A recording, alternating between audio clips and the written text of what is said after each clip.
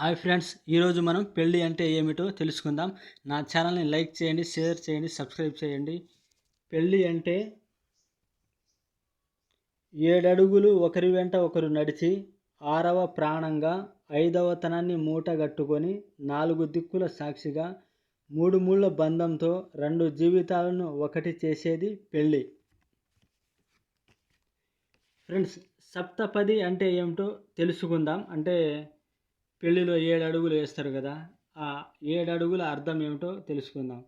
పరస్పరం అండగా నిలబడడానికి, సంతానాన్ని సంతానాన్ని పరిరక్షించుకోవడానికి, సుఖదుఖాలను పంచుకోవడానికి, ఇరువురు ఏకమై శక్తి సామర్థ్యాలను పెంపొందించుకోవడానికి, సంపదను పరిరక్షించుకోవడానికి, నిరంతరం సహజీవనం సాగించడానికి, జీవితాంతం స్నేహితులుగా మిగిలిపోవడానికి. ఇది ఫ్రెండ్స్ పెళ్ళి అంటే మీనింగ్. అంతే తప్ప పెళ్ళి అంటే ఏదో ఎంజాయ్మెంట్ అనో లేకపోతే ఇంకొకటో అనే కాదు. మన భారతీయ సాంప్రదాయం ప్రకారం పెళ్ళికి చాలా విలువ ఉంది, చాలా గౌరవం ఉంది. ఇంకొక విషయం ఏంటంటే, ఇంకా దీంట్లో చాలామంది పెళ్ళి అంటే శృంగారం కోసమేనని, తర్వాత ఇంకేమీ ఉండదని అనుకుంటారు. చాలామంది పెళ్ళి చేసుకునేటప్పుడు పెళ్ళి అంటారు. పెళ్ళి చేసుకున్న తర్వాత పెళ్ళి అంటే ఇంతేనా, పెళ్ళి అంటే ఇంతేనా అన్న ఫీలింగ్. అంటే పెళ్ళి అంటే బోర్ కొట్టిపోద్ది, పెళ్ళామంటే బోర్ కొట్టిపోద్ది. అందుకని కుటుంబాల్లో గొడవలు అట్లాంటివి జరుగుతూ ఉంటాయన్నమాట. వాస్తవానికి అట్లా ఎందుకు జరుగుతూ ఉంటుందంటే, చాలామంది పెళ్ళి అంటే శృంగారం కోసమేనని అనుకొని ఆ భావనతో చేసుకుంటారు. ఆ కోరికలు తీరిన తర్వాత ఇంకా భార్య మీద చిరాకు, కోపం అనేది వస్తుంది. యాక్చువల్గా శృంగారం అనేది సంతానం కోసం మాత్రమే. ఇంకా సంతానం కోసం కాకుండా ఇతర ఏ అవసరాల కోసమైనా మీరు శృంగారంలో పాల్గొంటే అది మీ బలహీనత మాత్రమే తప్ప ఇంకేమీ కాదు. కాబట్టి అంటే మీరు శారీరకంగా, మానసికంగా బలహీనంగా ఉన్నప్పుడు మాత్రమే పెళ్ళిని శృంగారం కోసమని భావిస్తారు. అలా కాకుండా శారీరకంగా, మానసికంగా బలంగా ఉన్నప్పుడు పెళ్ళి అనేది సంతానం కోసం, శృంగారం అనేది సంతానం కోసమని భావిస్తారు.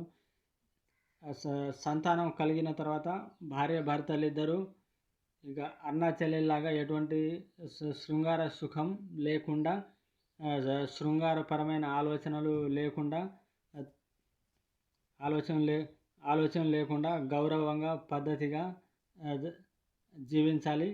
అలా జీవించినప్పుడు వాళ్ళు జీవితంలో చాలా ఆనందంగా ఉంటారు. ఒకరి మీద ఒకరి అనుమానం కానీ, మనస్పర్ధలు కానీ ఏవి ఉండవు. అంతే తప్ప ఇంకా చాలామంది ఏం చేస్తారంటే, పెళ్లి చేసుకున్న తర్వాత భార్య దగ్గర లేకపోతే వేరే స్త్రీల వైపు చూడడం, వేరే స్త్రీలతో సంబంధాలు పెట్టుకోవడం అటువంటివి చేస్తుంటారు. వాస్తవానికి ఇది ఇలా చేయడం తప్పు. కాబట్టి పెళ్ళి అనేది శృంగారం కోసమే అన్న భావన విడనాడాలి. ఇంకా శృంగారం అనేది సంతానం కోసమే. శృంగారం అనేది సంతానం కోసమే అని భావించిన వాళ్ళు మాత్రమే పెళ్ళి చేసుకున్న తర్వాత భార్య లేకపోయినా వేరే స్త్రీల వైపు చూడకుండా ఉంటారు. కాబట్టి శృంగారం అనేది సంతానం కోసమే. సంతానం కలిగిన తర్వాత భార్య భర్తలు ఇద్దరు అన్నా చెల్లెల్లాగా అన్యోన్యంగా, ప్రేమగా, గౌరవంగా జీవించాలి. ఈ విషయాన్ని అందరూ గుర్తుంచుకుంటే ప్రతి ఒక్క కుటుంబం చాలా ఆనందంగా, హ్యాపీగా